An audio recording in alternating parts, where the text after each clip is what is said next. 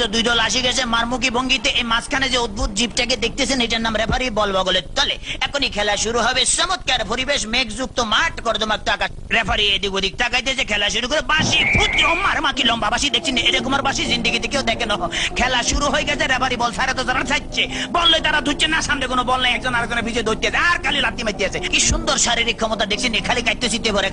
Referee form নিশ্চিন্তে সুইংগাম চাপাইতেছে, লড়ে জরে না। এবার আবার বল মানে সুইংগাম দিয়ে বাচ্চে, বল সুইংগামের লগে আটকে গেছে, বল আর ছোটে না।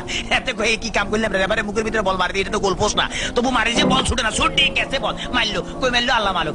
একজনের পাইছে আমা একই আলামত দেখছেন নি, বুড়ের লাগে সিঙ্গেম লাগছে, সিঙ্গেম লাগে বল লাগছে। হ্যাঁ তেমন বল ছড়ে দেন, কি করবো? তাৎক্ষণিক ভাবে ডিসিশন চিন্তা করলে দৌড়ে রেফারিকে দৌড়াচ্ছে, রেফারি দৌড়ে হেঁটে দৌড়ে, রেফারি দৌড়ে হেঁটে দৌড়ে, এই দৌড়াইতেছে আমার রেফারি কাছে পড়ে গেছে। কি মজা লাগলো, টেকে দিছি আমি এবার উত্তেজিত হয়ে যেত, ডোন্ট মাইন্ড।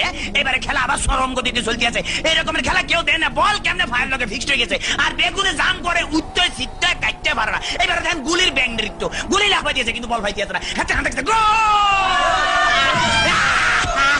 ম্যাডাম দেখছি কি খেলা দেয়, আমার ম্যাডাম আর মারিয়ে নামে খেলা দেন না, মার মার মার মারছে দেখছি হ্যাক মারে দিছে, কিরকম ওরে মাগরে বল তোর পিছনে